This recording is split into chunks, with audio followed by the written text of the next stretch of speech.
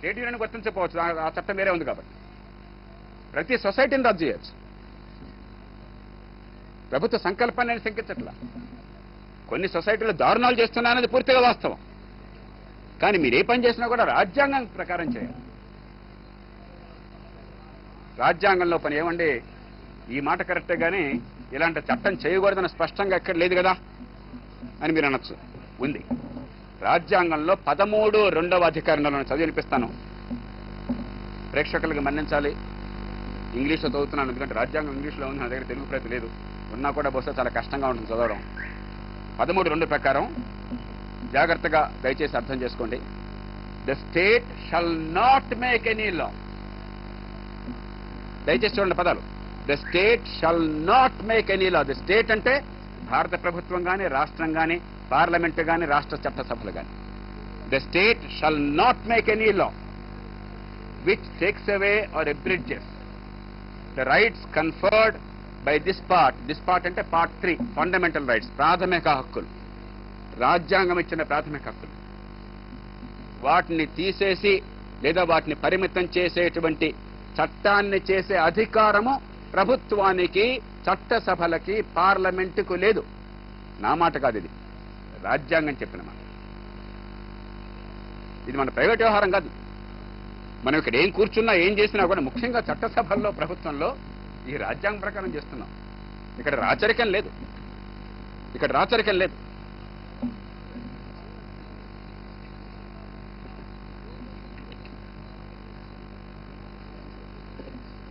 ఇది నేను ప్రభుత్వానికి, సభకి వాళ్ళు విన్నవించింది. అన్ని పక్షాలు, ప్రతిపక్షాలన్నీ కూడా ఏకగ్రీవంగా చెప్పినాయి. కాకపోతే సభా మర్యాదలు పాటించే వాళ్ళం, యాగి చేయడం కాకుండా రాజ్యాంగబద్ధంగా పోరాడేవాళ్ళం కాబట్టి నేనేమో వెళ్ళలోకి వెళ్ళలేను, యాగి చేసి సస్పెండ్ కాలేను. ఈ రాజ్యాంగం రక్షణ అనుకుంటున్న వాడిని, ఈ రాజ్యాంగాన్ని తొంగలోకి తొక్కి ప్రభుత్వం చెప్తుంది ఏమిటి, అవసరమైతే కోర్టుకి వెళ్ళండి, కోర్టు చూసుకుంటుంది. ఎంత తప్పు, ఎంత అపచారం. నేను కూర్చున్న సభలో రాజ్యాంగాన్ని ప్రత్యక్షంగా ఉల్లంఘిస్తూ అలాంటి చట్టాన్ని ప్రవేశపెడుతూ కోర్టుకి వెళ్ళంటారు నేను కల్లో కూడా అనుకోలేదు. 75-77 మధ్య ఈ హక్కులన్నింటినీ కూడా, ప్రాథమిక హక్కులన్నీ కూడా మొత్తం కాల రాశారు. నా జీవితం మొత్తాన్ని మార్చుకున్నది ఆ కారణంగా.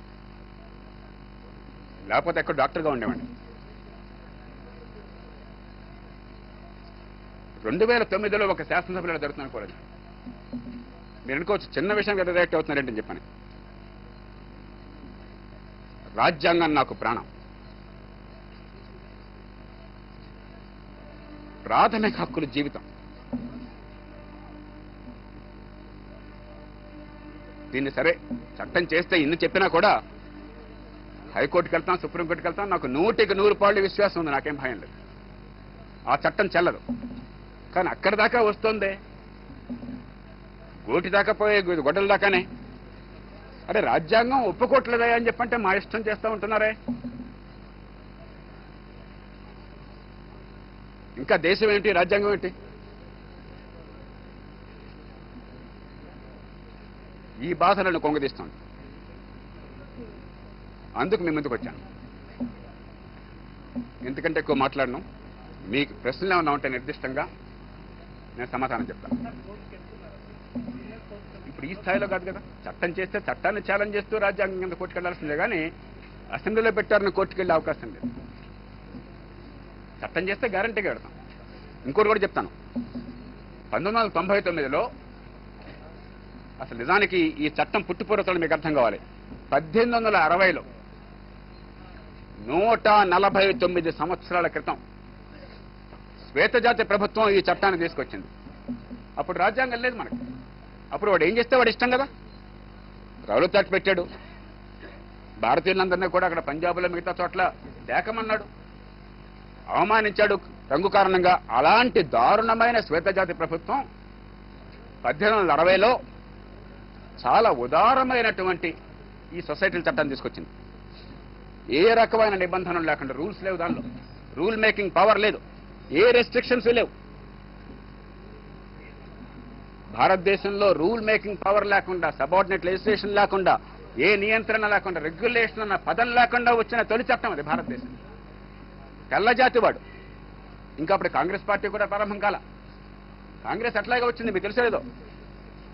కాంగ్రెస్ వచ్చింది ఈ దేశంలో ఈ చట్టం కింద, 1840 చట్టం కింద. పాపం గౌరవ మంత్రి గారికో ఈ సభలో సభ్యులకో అధికారంలో ఉన్న పార్టీకో తెలియకపోవచ్చు.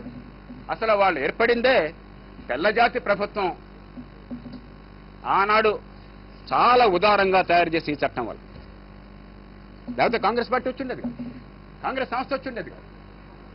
చాలా విచిత్రం అది. నాకు చాలా చాలా ఆశ్చర్యంగా అనిపిస్తుంది. ఇది ఐరనీ ఆఫ్ ఇట్. నేను జీర్ణించుకోలేకపోతున్నాను. శాసనసభ సమావేశాలను ఇప్పుడు ప్రత్యక్షంగా చూద్దాం.